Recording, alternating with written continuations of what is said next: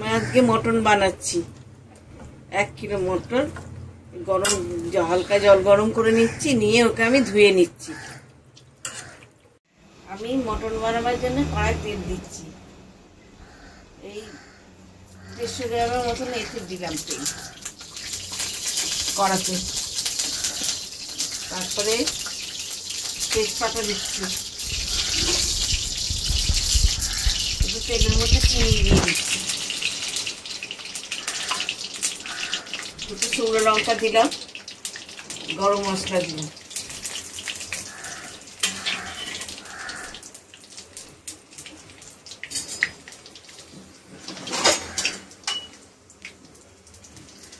এতে একটু তেলটা একটু চিনিটা লাল লাল হয়ে গেলে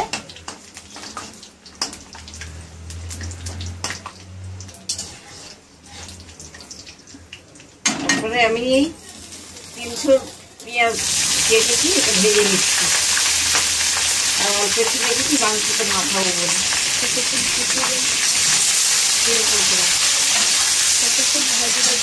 যতক্ষণ লাল লাল হচ্ছে আমি ভাজবো। এখন মাংসটা মশলা দিয়ে মাখিয়ে নিচ্ছি।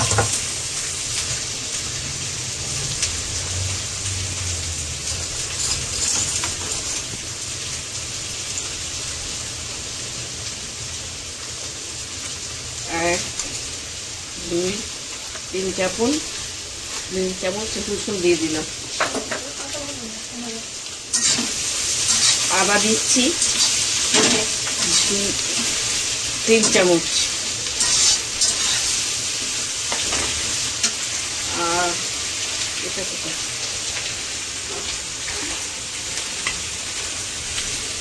ধনে দিচ্ছি 1 চামচ, 1.5 চামচ দিয়ে দিব। আর জিরে 1 চামচ। শুকনো লঙ্কাটা আমি দিচ্ছি 1 চামচ। আপনারা যদি যেরকম খাবেন ঝালটা দেখে দেবেন।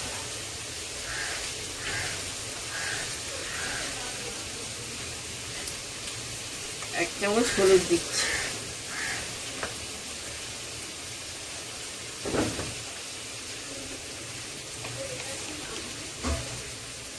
সরষের তেল দিচ্ছি।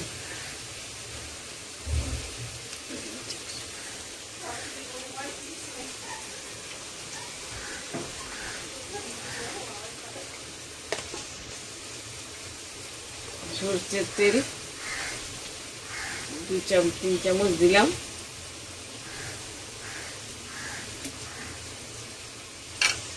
এবার এটা আমি মেখে নিচ্ছি।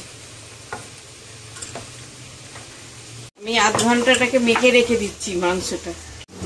পেঁয়াজটা ভাজা হয়ে গেছে। এবারে আমি আধ ঘন্টা হয়ে গেছে আমার এটা মাখানো মাংসটা। এবারে কড়াই দিয়ে দিচ্ছি।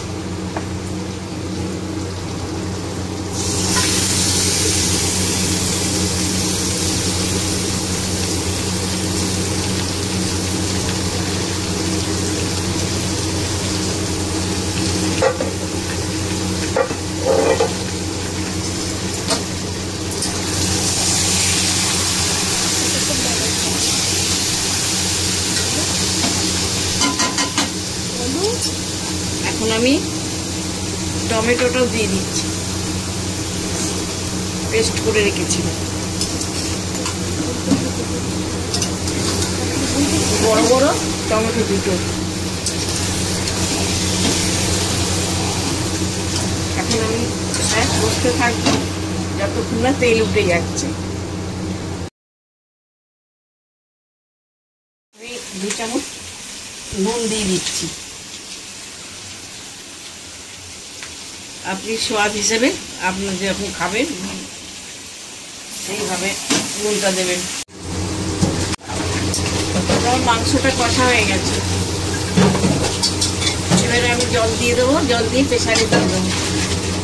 প্রেসারে দেওয়ার আগে জলটা দিয়ে দিচ্ছি, গরম জল হালকা।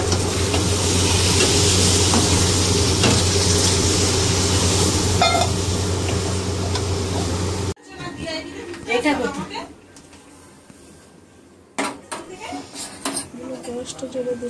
গ্যাসটা জ্বালছি, মাংসটা বসিয়ে দিলাম, 15 মিনিট আঁচ কম করে রেখে দেবো।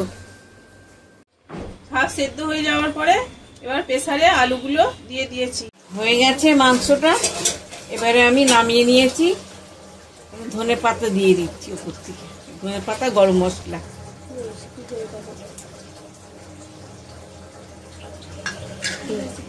গরম মশলাও দিয়ে দিয়েছি, গরম মশলা দিয়ে দিলাম। হয়ে গেছে,